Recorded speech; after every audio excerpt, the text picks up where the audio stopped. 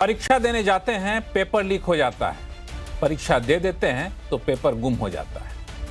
Paper अगर गुम नहीं होता है तो कॉपी पूरी तरह से चेक नहीं होती। ये कहानी है उन लाखों छात्रों की जो अपनी आंखों में सपने संजोए रहते हैं, दिन रात मेहनत करते हैं ताकि परीक्षा पास करके अपने सपने को हकीकत में बदल सके। लेकिन ये सपना तब टूट जाता है जब हकीकत पता चलता है। मकसद था पूरी परीक्षा व्यवस्था को फुल प्रूफ बनाने का। नेशनल टेस्टिंग एजेंसी बनाई गई ताकि सभी एंट्रेंस एग्जाम बेहतर तरीके से कराया जाए और जरूरत के हिसाब से बेहतर टैलेंट का सिलेक्शन किया जा सके। लेकिन नतीजा आपके सामने है। सीबीएसई ने छात्रों की कॉपी चेक करने का नया तरीका निकाला, ऑन स्क्रीन मार्किंग का, जहां आंसर शीट को स्कैन किया जाता है और फिर उसकी ऑनलाइन चेकिंग की जाती है। पहली बार 12वीं बोर्ड की परीक्षा में इसे लागू किया गया, लेकिन नतीजा आपके सामने है। ठीक से कॉपी स्कैन तक नहीं हुई। कॉपी स्कैन हो भी गई तो कई सवालों के जवाब चेक ही नहीं हुए। आखिर इतनी लापरवाही क्यों? बच्चों के भविष्य के साथ इतना खिलवाड़ क्यों? आज आवाज अड्डा में करेंगे इसी पर खास चर्चा। नमस्कार, मैं हूं लक्ष्मण राव और हमारे साथ जुड़ रहे हैं विशेष मेहमान, जाने माने शिक्षाविद प्रोफेसर सीबी शर्मा साहब हैं, माई कैरियर माई फ्यूचर के सीईओ अमरीक सिंह साहब हैं, टी ट्रांस के एजुकेशन की डायरेक्टर शुभ्रा चतुर्वेदी हैं, राजनीतिक विश्लेषक प्रोफेसर संगीत रागे साहब हैं और सत्य हिंदी के फाउंडर वरिष्ठ पत्रकार आशुतोष जी हमारे साथ कुछ ही देर में जुड़ेंगे। आप सभी मेहमानों का बहुत बहुत स्वागत है। शुरुआत में प्रोफेसर सीबी शर्मा साहब आपसे करना चाहूँगा। आपने इस पूरी प्रक्रिया को बदलते हुए काफ़ी करीब से देखा है। जहाँ तक मैं जानता हूँ उस प्रक्रिया के बदलाव के कई सारे विचार विमर्श में आप शामिल भी रहे हैं। आपको क्या लगता है दिक्कत कहाँ हुई? शुरुआत में ज़्यादा फोकस करूंगा जो सबसे ज़्यादा संगीन इन दिनों बना हुआ है, सीबीएसई की जो ऑन स्क्रीन पेपर चेकिंग की व्यवस्था की गई थी उसको लेकर के। देखिए, जहां तक ऑन स्क्रीन इवैल्यूएशन की व्यवस्था है, ये कोई नई नहीं है।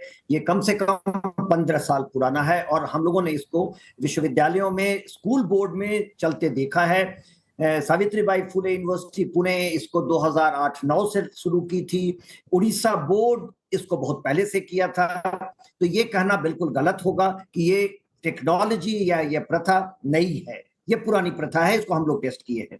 जैसा आपको पता है कि बोर्ड्स इसको बहुत कम, स्टेट बोर्ड्स यूज किए थे। मैं राष्ट्रीय ओपन स्कूल का चेयरमैन था, मेरे समय भी ये प्रश्न आया था, लेकिन मैं जानबूझ के इसको रोक लिया था क्योंकि तब मैं बहुत आश्वस्त नहीं था कि ये ठीक तरह से काम करेगा।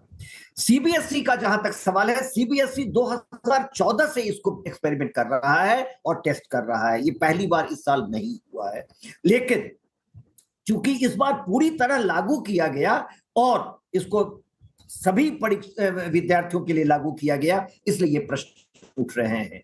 मेरा ऐसा मानना है कि टेक्नोलॉजी रॉबस्ट है, बिल्कुल अच्छा है और जहां भी लागू हुआ है अच्छा काम किया है।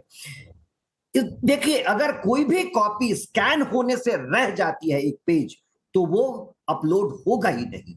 वो काउंट करता है और पढ़ता है और देखता है। कहीं ना कहीं स्कैनिंग में गलती हुई है, पहला। दूसरा, जब ये जाता है एग्जामिनर के पास और एग्जामिनर को 2 लेवल पर करना होता है। पहला, वो पेपर में नंबर देगा। दूसरा, अपने कॉमेंट नंबर देने से रह गया तो वो कॉपी अपलोड ही नहीं होगी, आगे वो पेज नहीं बढ़ेगा। तो मेरा ये मानना है कि टेक्नोलॉजी को देश देना गलत है। टीचर्स या जो सेंटर्स हैं उनकी ट्रेनिंग नहीं हुई, वो नहीं जानते हैं, वो नहीं कर पाए, ऐसी बात बिल्कुल नहीं है। ये मैं आश्वस्त करना चाहूंगा सबों को। मुझे ऐसा लगता है कि गड़बड़ी हुई है इसको करने में, जो प्रोसेस है। कहीं ना कहीं जो अब चर्चा चल रही है कि कोएम्प्ट एड्यूटेक जिसको ये काम दिया गया वो ठीक नहीं थी। और मैं अब इस एस्पेक्ट का प्रीवी नहीं हूं, मैं नहीं जानता हूं अंदर से। जैसा लोग कह रहे हैं, मीडिया पर सुन रहा हूं कि 300 डीपीआई की कोई कंपनी थी जिसको कि घटा करके 200 डीपीआई पर किया गया।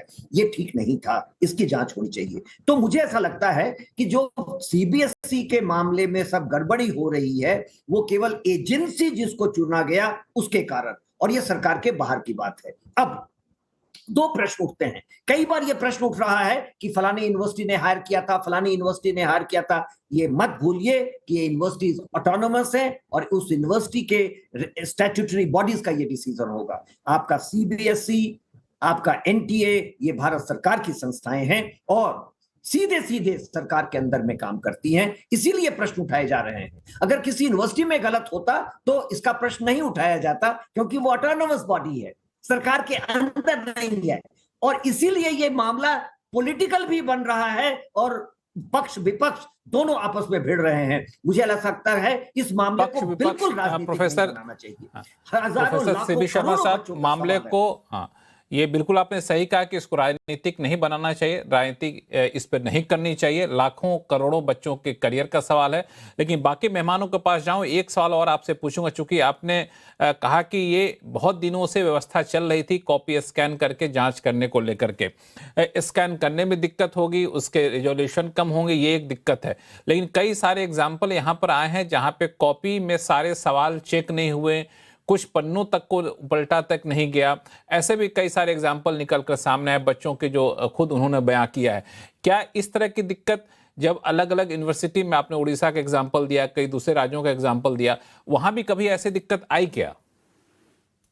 नहीं, मैं बिल्कुल कह रहा, इसीलिए आश्वस्त कर रहा था कि मैंने जिन विश्वविद्यालयों में देखा है, और सावित्रीबाई फुले का एग्जाम्पल दिया हमने, उड़ीसा बोर्ड का एग्जाम्पल दिया हमने, वहां हमने देखा है, वहां बहुत सही काम किया है। और मैं आज की बात नहीं, मैं 10 साल पहले की बात कर रहा हूं। 10 साल पहले ही ये टेक्नोलॉजी अच्छी तरह काम कर रहा था। इसीलिए मैं इंगित कर रहा हूं कि इस बार जो एजेंसी चुनी गई है उसमें कहीं गड़बड़ी है और उसकी जांच होनी चाहिए कि वो कैसे हुआ। और निश्चित तौर पर प्रश्न उठेगा, क्योंकि जो मैंने कहा, विश्वविद्यालय ऑटोनोमस है, वो डिसीजन लेते तो वाइस चांसलर हटाए जाते, उन पर एक्शन होता। इस केस में चूंकि सरकार स्वयं देखती है सीबीएसई को, एनटीए को, तो सरकार पर प्रश्न उठेंगे और सरकार को उत्तर देना पड़ेगा। मैं इसलिए ये बात कह रहा हूं कि मैं सरकार के विरोध में नहीं हूं, मैं सरकार का विरोधी नहीं हूं, मैं सरकार के पक्ष में हूं। लेकिन जब तक ये सारे प्रश्न उत्तर नहीं दिए जाएंगे, देखिए ये बहुत बड़ी संस्था है। शिक्षाविद होने के नाते, एक बोर्ड के पूर्व अध्यक्ष होने के नाते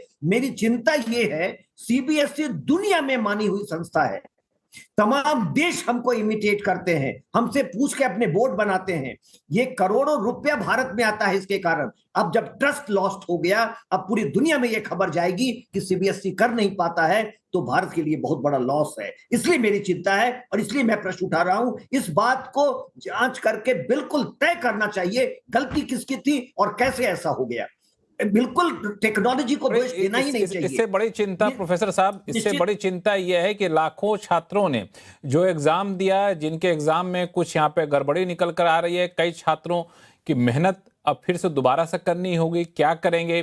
कई छात्रों के एग्जाम देने के बाद, उनके रिजल्ट के बाद आगे उनको एडमिशन लेना होता है, वो सारी दिक्कतें आएगी। जो व्यवहारिक दिक्कतें हैं छात्र जीवन में, उसको अगर हम लोग कल्पना कर सके, अपनी छात्र जीवन को याद करते हुए, 2-4 नंबर कम आते थे तो कितनी ज्यादा चिंता होती थी, चलो इसको रिवॉल्यूशन में डालते हैं, देखते हैं क्या मामला हुआ। यहाँ तो पूरे के पूरे आधे से आधे कॉपी तक जांच नहीं हो पा रही। तो ये छात्रों के लिए कितनी बड़ी चुनौती, वो मुझे लगता है तत्कालिक सबसे बड़ी समस्या है। शुभ्रा चतुर्वेदी जी, एक्चुअली लक्ष्मण जी आपने बिल्कुल सही कहा और मैं सर की बात से अग्री करती हूँ कि टेक्नोलॉजी को पूरी तरीके से दोष देना सही नहीं है। लेकिन मैं एक बात सच में पूछना चाहती हूँ, ठीक है, इसको पैटर्न को फॉलो किया जा रहा था, सब किया जा रहा था, लेकिन क्या हमारा इकोसिस्टम इसको इतने मैसिव स्केल पे लाने के लिए अभी तैयार था?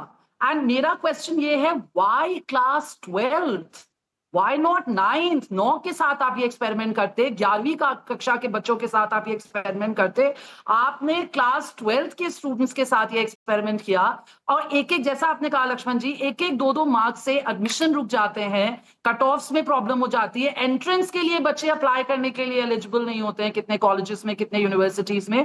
तो एक्चुअली जो लॉस हुआ है बहुत ज्यादा वो स्टूडेंट्स का हुआ है। देखिए, पेपर्स का काम, एग्जामिनेशन का काम सिर्फ मार्क्स देना नहीं होता है, एग्जामिनेशन का काम स्टूडेंट्स की मेरिट को भी प्रोटेक्ट करना होता है। वो कहाँ हो रहा है? सब कुछ तो एक एक 2-2 मार्क्स से ऊपर नीचे स्टूडेंट्स के पूरे भविष्य के साथ खिलवाड़ ही सा हुआ है, राइट? तो टेक्नोलॉजी, देखिए मुझे लगता है, मैं सर की बात से एग्री कर रही हूँ, लेकिन डिजिटाइजेशन और डिजिटल रेडी होने में बहुत फर्क है।